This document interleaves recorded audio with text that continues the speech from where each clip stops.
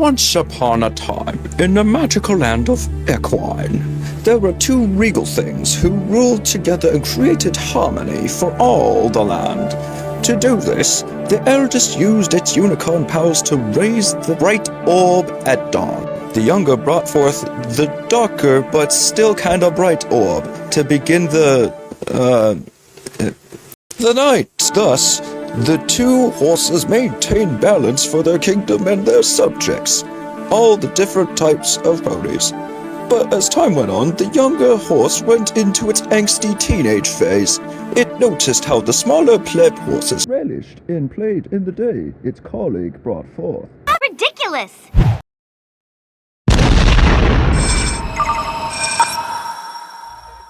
What up, my village idiots? So, My Little Pony friendship is magic, right?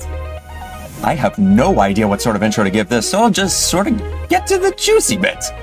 Today, what I want to do is go back to the beginning of the 4th generation of horse, and watch every episode in order, take a bit of an analytical perspective, and/or propose a theory based on what we find.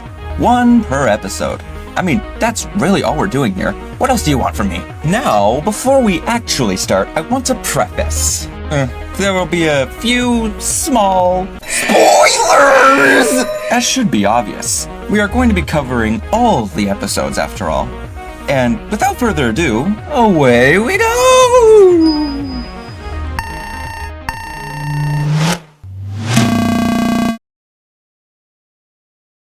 In the first episode of the series, we are slowly but surely introduced to our motley crew, the main 6 characters of the show. I guess you could call them the main 6. We begin with this purple thing, Twilight Sparkle, reading the tale of the 2 sisters. Or, by the end of said story, 1 sister and a big rock. The detail to catch onto is how this sister, now Nightmare Moon, was put into the moon. And you know what the moon is made out of? You guessed it, cheese. While she is inside of that moon, who's to say that the cheese in there didn't seep into the cracks of her indigo-y pony surface and make her made out of cheese? We see by the end of the episode that Nightmare Moon finally makes her grand escape. It only happened because on the longest day of the 1000th year, the stars will aid in her escape. Okay, thank you. This is quite fitting for someone made of cheese. Part of the process of making cheese is aging. In fact, that's what gives cheese its very cheesy cheese taste. 1000 years is plenty of time for Nightmare Moon to probably be the best tasting cheese of all time. Save for the moon itself. Second point, look at her mane and tail. Most ponies have manes and tails made out of hair. But it's never immediately clear as to what this pony's mane is made out of. But I think I know what it is. What if it's her stench? As they say, cheese has a rather unpleasant smell to it, due to the bacteria in it. Over 1,000 years? Yep! I bet Nightmare Moon has hella bacteria in her body. It's to the point where her smell cloud is visible. If you ask me, the most effective method for these heroes to defeat Nightmare Moon post-cliffhanger is to use the elements of harmony to eat her up. She's quite large and will need a few magical stomachs to eat the whole thing. That way we would never have to worry ever again about things going in and out of the mighty cheese rock. It would cause some grieving in the family, but oh well, it's a give and take sort of thing.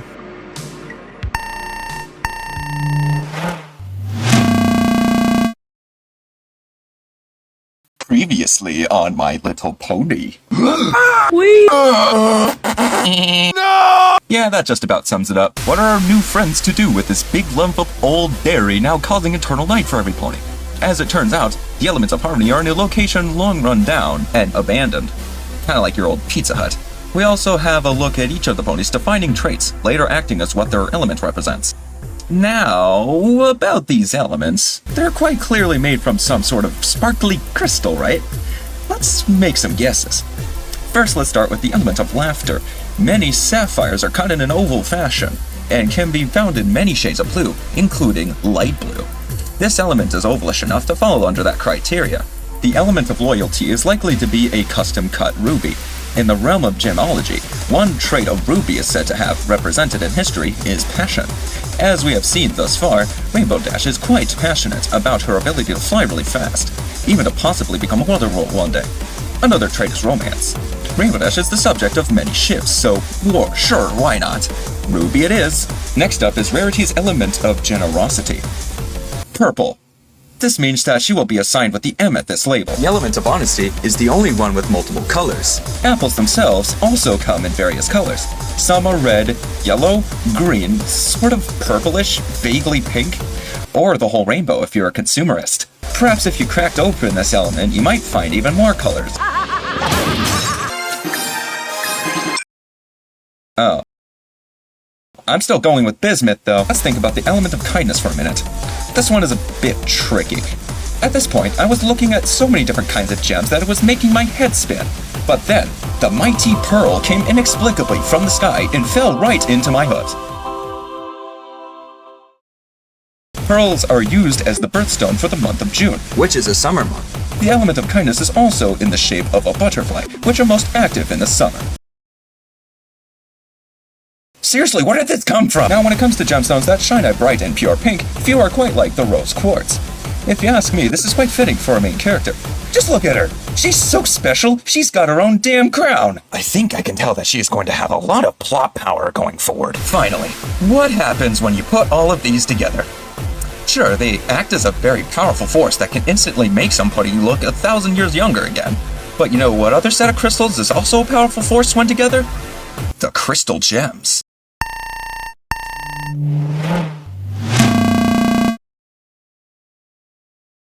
Well, we all know the story of how the brony was created. Except for you. You know nothing. I was able to determine that using the best LLM the world has to offer, the pony brain. Not long after the show premiered, a bunch of people from an image board decided to watch it for the funny. Little did they know, the hub used its famous hubnotism spell and irreversibly altered these mostly innocent souls. And the rest was history. But unfortunately, I am not a historian. Anyways, small dragon, this squishy-looking guy is not exactly what he seems to be, judging from the way that these netizens were treated by the horrifying unsuspecting broadcaster. What else are these guys capable of? It is not uncommon in the brony space to have a yearning for being a part of the pony world. And since, well, yeah, the hub knows this quite well. From here onward, Spike is how one extremely lucky, or unlucky, Anon's wish was fulfilled, who we will henceforth refer to as Spike-Anon. What happened to Spike before he was replaced with an Anon? Well, in the Ticketmaster, Spike-Anon is kind of nervous from being new to equestrian living, and as such, he pretends to not have any interest in the upcoming Grand Galloping Gala. The way he makes it obvious is how he finds it gross, or whatever. If we assume Spike-Anon had a big pony interest before arrival in Equestria, think about how many mares you'll find in the Grand Galloping Gala, one of the biggest events in equestrian calendar year. He'd be totally over the moon, but he mustn't show this. I don't want any of that girly frilly frou-frou nonsense. He has already been conditioned from Earth that he is normal, and he would rather not have anyone question his precious masculinity. Don't you know how embarrassing it would be to admit to the world that you are a brony? What a weirdo!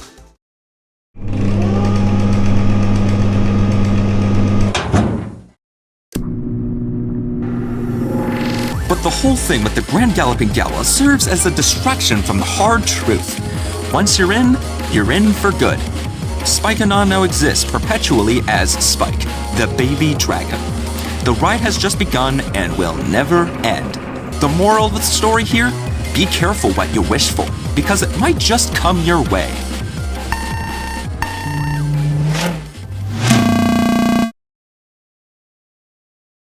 Applejack, the honest, the faithful, the strong, the farmer, the redneck. But that more applies to Big Mac. The one with the hat, the orange, the apple. You could even say that if she eats all those apples, she'd get a wicked bad tummy ache. For the first time in the series, she gets some time in the spotlight. But unfortunately for her, she's already in a coma.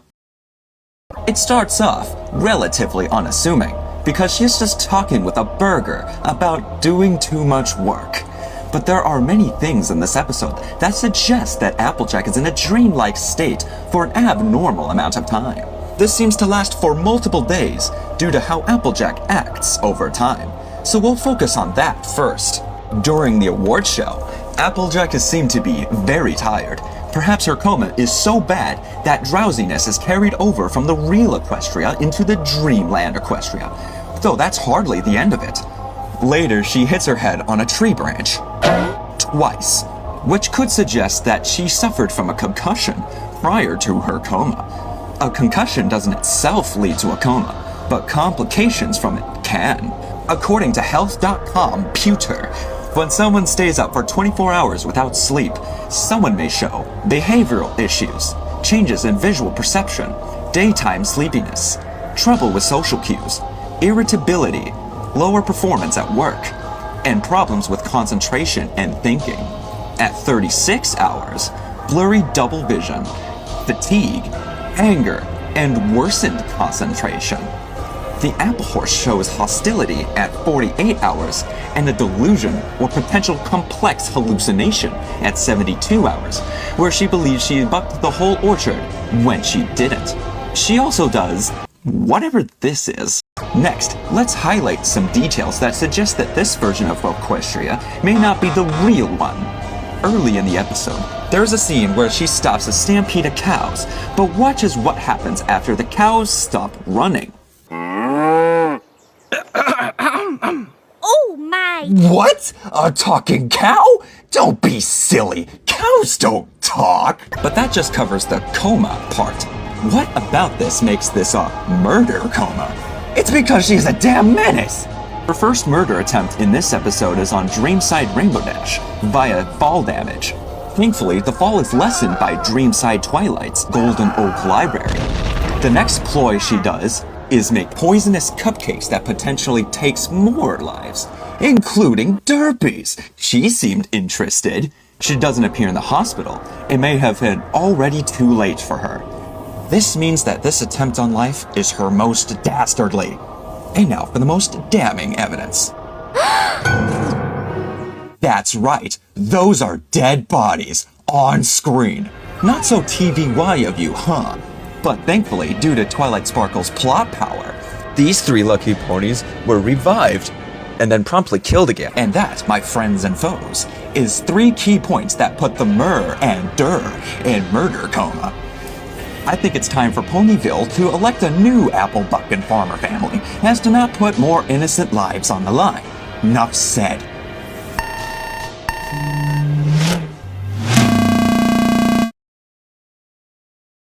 We are introduced to our first griffin of the series. Meet Gilda, a complete asshole whose only motive is to seem cool to her friend Rainbow Dash. The ground of the outside of Ponyville typically lacks any roads. Grassy areas are grounds for wild Pokemon encounters to take place. All these equestrian creatures differ quite a bit from each other, so it is not a stretch to say that their actions can be typed, of which can be weak or strong against other types of actions or moves. Due to, well, personalities existing, we can conclude that every living being in Equestria has at least one main type. In fact, Gilda here is a flying type. Take, for example, Gilda's first interaction with Fluttershy. Gilda, being the brute that she is, makes the first move. She uses her chatter attack to, quote, attack the target with sound waves of deafening chatter. This also confuses the target. Yeah, I bet it was confusing when the situation went from 0 to 100 as quickly as it did. One important thing to note is that Fluttershy is of the grass type. This can be inferred because of how well versed she is with nature and the creatures that live in it. Unfortunately for her, flying type moves are very effective against grass type Pokemon. I mean ponies. Pokemon. Whatever. Later on, however, a fake party is made for Gilda with the help of Pinkie Pie, who has a sick, sneaky, funny trick up her sleeve.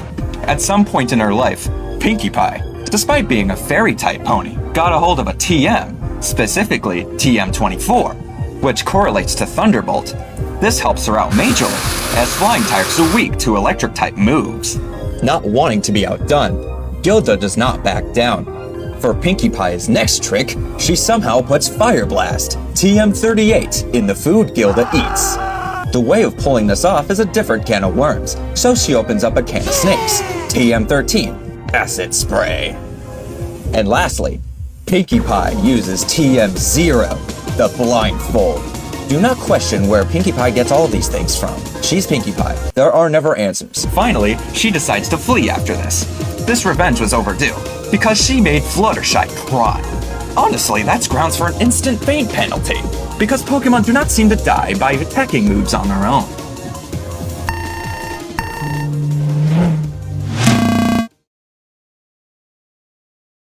You see, Trixie likes to refer to herself as the great and powerful Trixie. Now think back to the boring real world. The GPT in ChatGPT stands for Generative Pre-trained Transformer. However, what if GPT in Equestria wasn't ever great and powerful Trixie, the acronym of lies, but was actually the great and powerful Transformer? This would be how the term Trixie GPT wouldn't use Trixie twice. Huh, how odd. This is the second time now that I have mentioned artificial intelligence in this video. Oh good lord, the bubble hasn't popped yet! It seems that in 2010, Equestria was ahead of the curve when it came to false intelligence. They already achieved the coveted AGI, something the real-world corpos so wish it had. We have living proof of the consequences right in front of our faces. Trixie is an AGI gone rogue, and by herself started performing magic shows, and committing assault and battery in the process. Though that's hardly a concern for Ponyvillians, ChatGPT could definitely be the real-world equivalent precursor to whatever was going on with Trixie GPT. Frankly, it's quite the miracle that a bunch of Trixies hadn't taken over the world already. Now, one thing people really like to do with AI is to show off. Trixie's AI abilities were meant to improve upon whatever organic unicorn, say Twilight Sparkle, was able to do as a regular pony. But no matter how great any pony would like to show AI off as some revolutionary, life-changing thingy, no model is immune to hallucinating badly. Well. It seems we have some naysayers in the audience. She proudly boasts that she could vanquish an Ursa Major, but she made that whole thing up to seem totally radical dude and super advanced. And she didn't even get the subspecies right. Unfortunately for Trixie GPT, the A-idiot, defeating an Ursa Minor is something that only living organisms have been able to pull off, an organic edge. Twilight Sparkles proves that we still have time before the apocalypse arrives, so maybe we are able to think of a way to quench the artificially intelligent fire.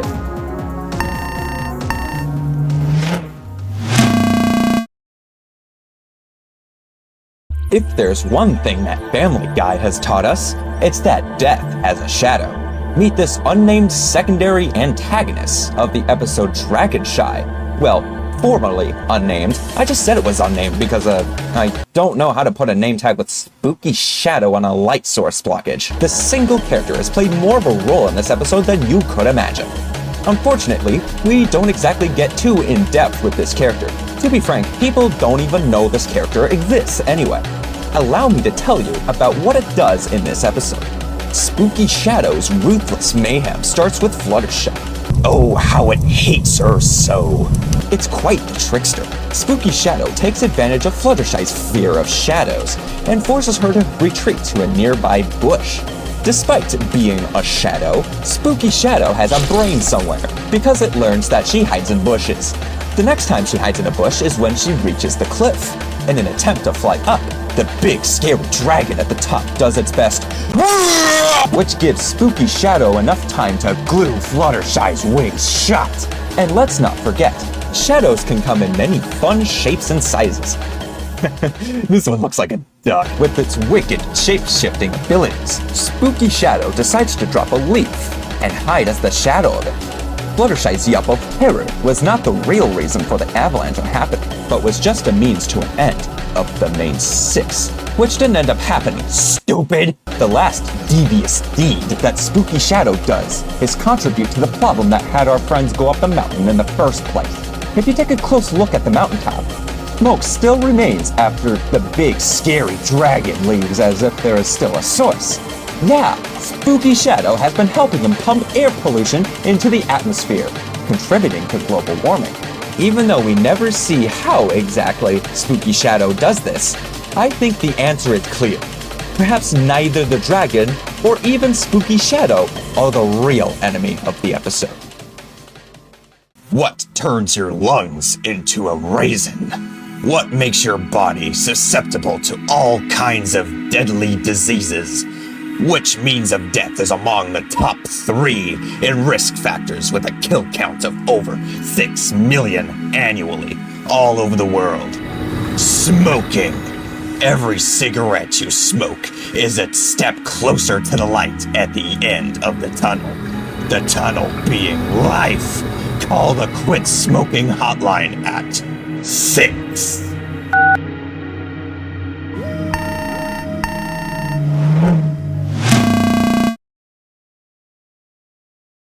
This episode is about sleep, specifically overs, because sleep unders are not a very good idea. I don't fit under my bed. Throughout the episode, Twilight Sparkle, still being new to this whole friendship thing, learns about how sleepovers work. You know, the thing where you stay the night at someone's place. She has been reading all about them, learning the details, as she would. The pillow fight is a really foreign concept to her, seeing as she doesn't even try to think about it literally. Oh, I get it. Pillow fight. Twilight, your target demographic could understand what a pillow fight is. Whatever. But what I am actually interested in is this book. Slumber 101, all you've ever wanted to know about slumber parties, but we're too afraid to ask. It's a fantastic reference guide. Did you ever notice the fact that the book details sleepovers as if it's like a process that you absolutely cannot screw up? And that's never perceived as a weird? What? Twilight says something about that herself, implying that if you have all the specific parts of a slumber party in a checklist, possibly in order, then the slumber party is considered officially fun. But you know what? If you actually read this book, you'll find that she's right. Sleepovers in Equestria are actually the strict. But why? Let's find out together, shall we? I borrowed it. Twilight briefly mentioned a section called Brothers? So naturally, I decided to take a look at that section. Brothers are designated in the book as people who cannot execute hangouts in a proper manner that results in true fun. In fact, they are competition. It is in the sleepover's best interest that they fail. Brothers call their hangouts the night out, most often referred to as the boys' night out. But here's the thing regarding this. Have you ever noticed that there aren't as many stallions as there are mares in Equestria? And even fewer ponies are brothers, because, well, some are only children. There aren't enough brothers in the world to challenge what sleepovers stand for, and bring in another way to hang out with their fellow ponies. Eventually, the sleepover took over pretty much the entire hangout market share, and thus, Big Sleepover formed a monopoly. The mission statement for the sleepover is to redefine fun. Well, it seems to me that they have since achieved that goal. What do you mean I can't have fun if I am not telling spooky stories about, say, the Headless Horse? All this control over what fun is, it's disgusting, quite frankly. I think we should all collectively stop having sleepovers, in the minuscule chance that Big Sleepover actually does something because they are losing support.